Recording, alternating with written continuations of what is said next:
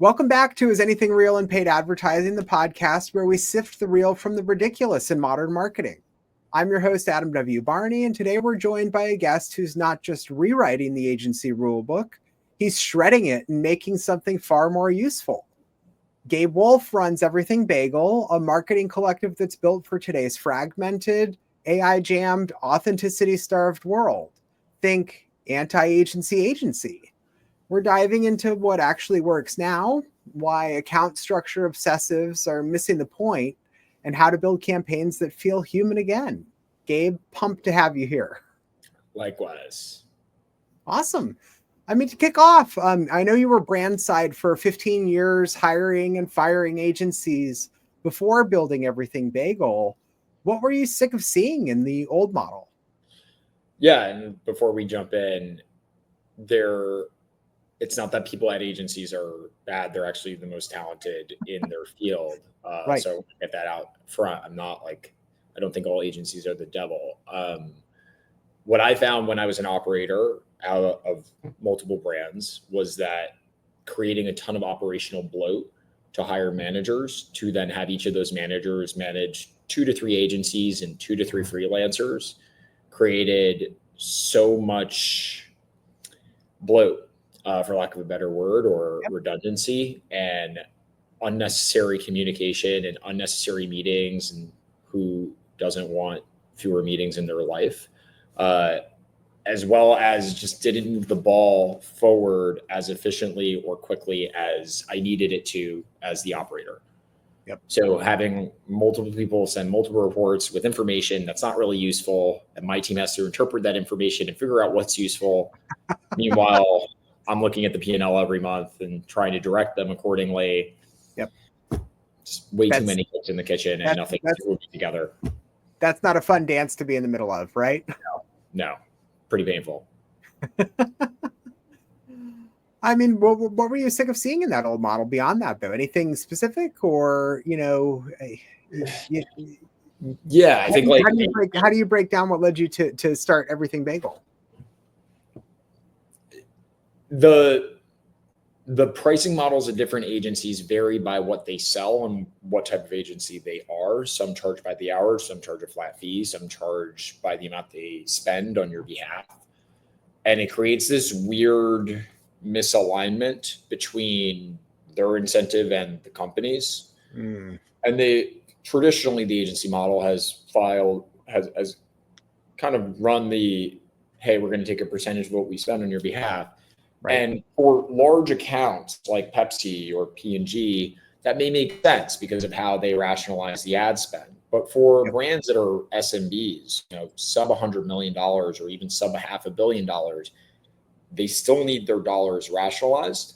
And so why would you pay somebody to spend more money if it's not warranted? And the reason why that model also doesn't work is because then the reporting structure becomes more about fluffy numbers, such as, hey, we scored this CPM, or our CPCs are really strong, or we reached 50 million people with your ad budget. And while those numbers are impressive, at the end of the day, the question always has to come back to, did we grow the business? Right. And so that's mainly it. If the agency partners are misaligned with the actual goals of the business, then that relationship is doomed to fail. So with Everything Bagel, I hired the teams that I had built internally at previous stints, and we do it for a portfolio of companies in a way where we're aligned with their goal. When they win, we win. It's a fee plus commission model. The commission gets split with the team, everyone from the art directors to the designers to the retention specialists to the head of CRO. They all split that bonus pool. So that happens every month so that the client continues to grow and our team continues to hunt and kill for them. Yeah, that's incredible, actually. And I also know, Gabe, you're not here to just run ad accounts. You're actually building full user journeys in the work that you do there, from front door to retention. What does that actually look like in practice when you think about those clients that you've got in your portfolio? Yeah, I think because of the way we're set up and because of our experience actually running brands, we're not here to just sell influencer marketing for the sake of selling you a service or sell you Facebook ads to sell you Facebook ads. Like, these are tools in a digital toolkit that help create a user experience or a brand experience that we're trying to accomplish for an end result, which is typically sales. Right. So depending on the stage of the company, a company that's sub $5 million a year has a different path to getting to $5 million a year than a brand that's doing $15-20 million a year has to get to 50. And so the diagnosis is different. The prescription is different. And so a brand that's doing $20 million a year needs way more ad creative, way more touch points, way more authentic touch points, way more creator touch points than a brand that's just starting to get product market fit and just needs to hammer one creative or two creative angles with like maybe 15 ads, 30 ads a month, plus a really specific funnel. Like, it's just, they're different. They're just completely different. Right. And you said this during our first conversation that paid ads used to be surgical. Now they're blunt amplification tools. Can you unpack that a little bit more in that lens as well? Yeah, we buy products to solve problems. The success of any business is their ability to articulate the problem that they solve reliably. Reliably is a very key word in that.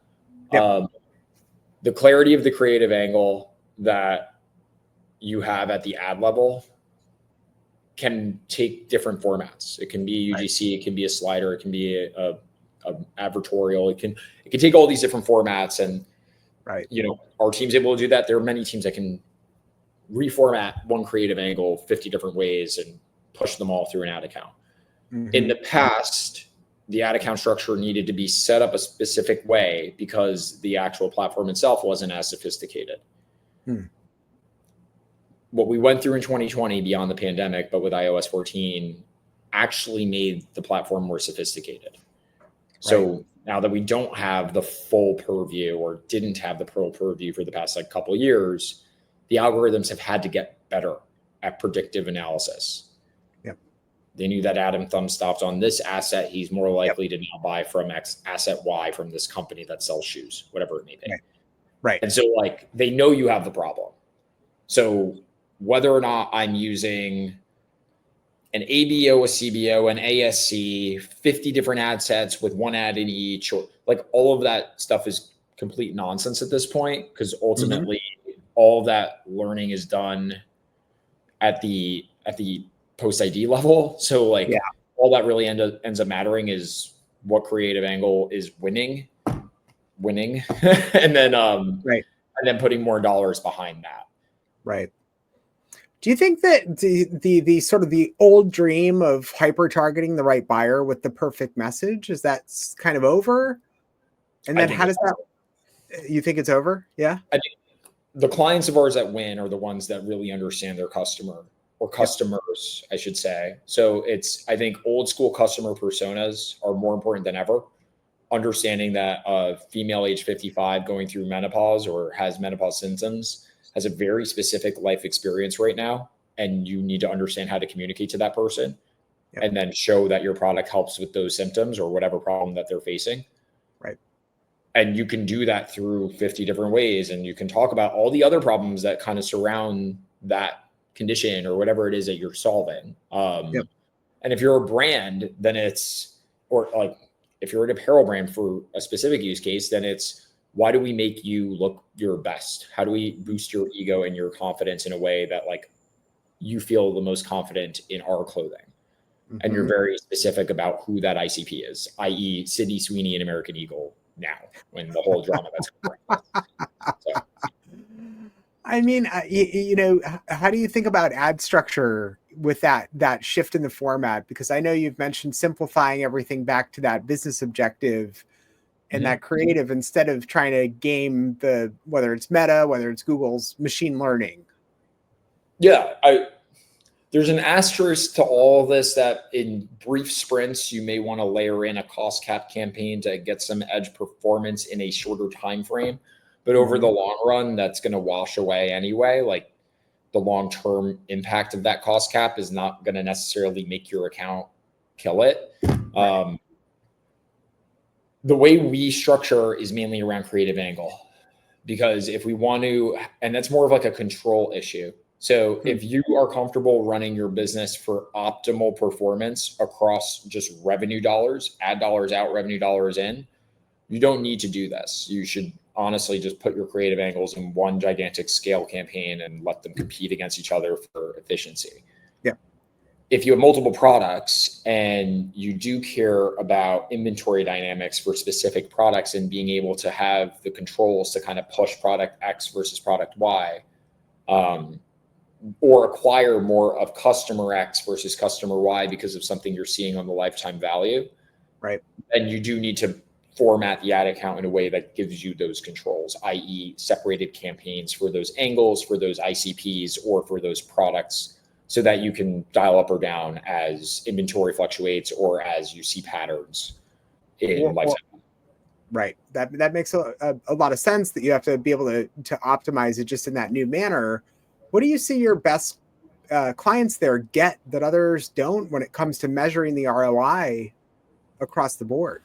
They are religious about the entry product and the retention around that.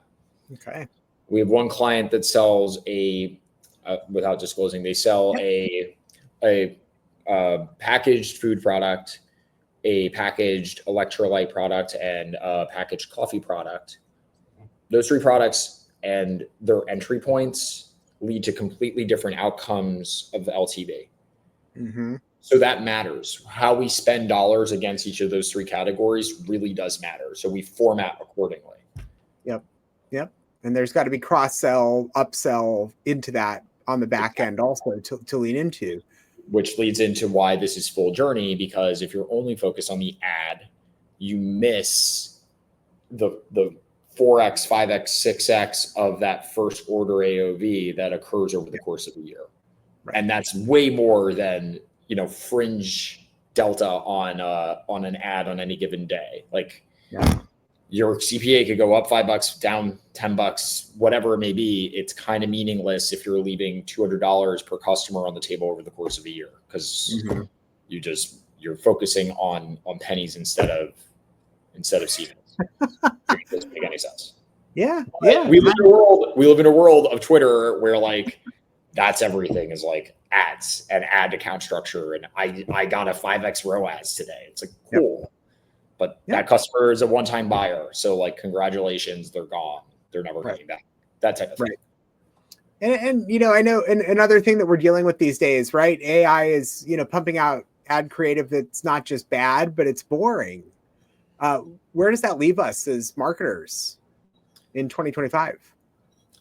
Right now, AI doesn't fully understand all the nuance that a customer may have outside of what it can produce in text and then output, whether that's image or a shitty AI video cut from that text.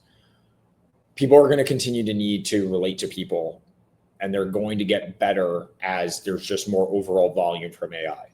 Right. The ads that are good, made by good marketers, will continue to do really well as AI kind of just brings the floor up.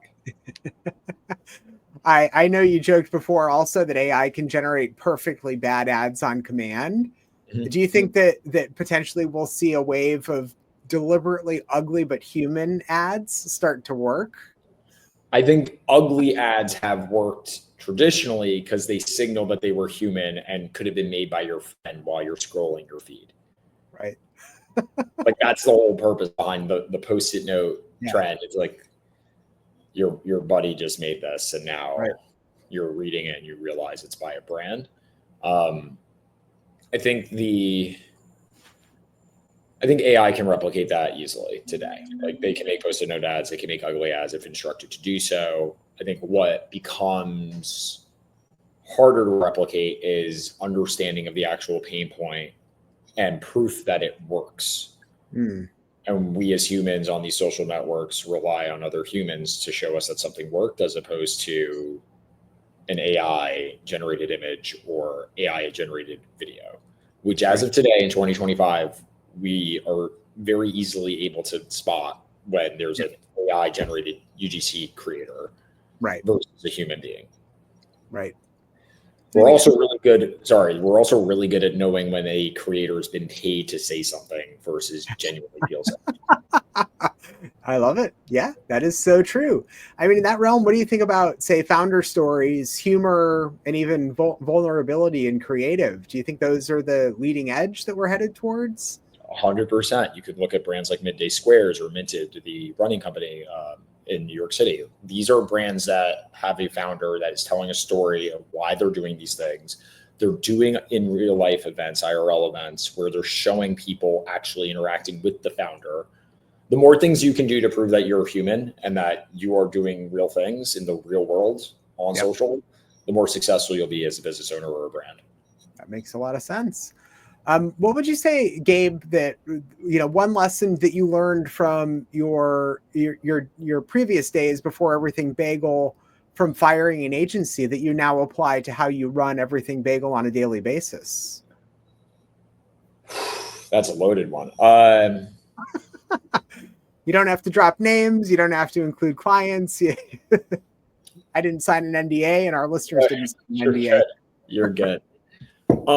I think the main thing that I learned was meeting the client where they need to be met in terms of data speak and marketing speak. I remember being bored out of my mind just because I wanted to be polite when I was a CRO, while an account rep talked about the nuances that they're seeing in the marketplace and in the ad account for 25 out of a 30-minute meeting, when all I really needed to know was what worked, what do they need more of from my team, and what are we doing next? And so what we do is, in that weekly communication with a client, first off, it's a shared scoreboard. We all know what the results are before we even jump on the call. We know how much money we made and how much we spent. So that's done. You don't need to present that for the first time. It's really, what are we seeing underneath all that at a high level? It's literally a sentence. What do we need approvals from them? So are there new ads coming your way? Are there new emails coming your way? Is there a new web design that we need your eyes on so that we can execute on it? And then what we expect the outcome to be and what we'll be looking for in the next week or month or whatever period that we're discussing. Just keep it transparent, right?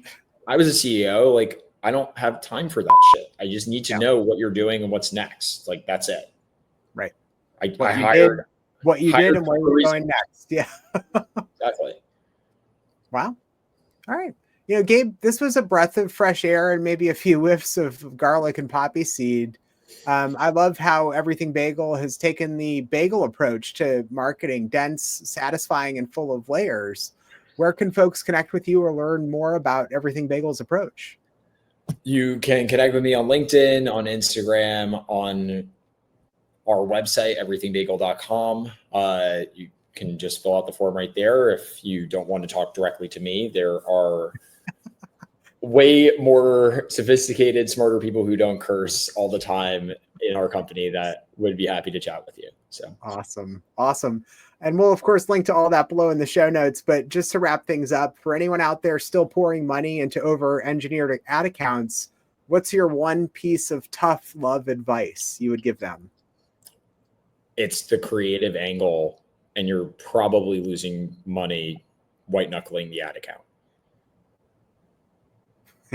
That's it. Fantastic, Gabe. Super simple. I love it. Awesome. All right. Well, thanks again for tuning into Is Anything Real in Paid Advertising? I'm Adam W. Barney, reminding you that not every new tool makes you better and not every ad is worth the spend. Gabe, thanks for joining us. And please look forward, to sharing links and everything below out to everything that you're working on there at Everything Bagel. Appreciate it. Thanks for having me.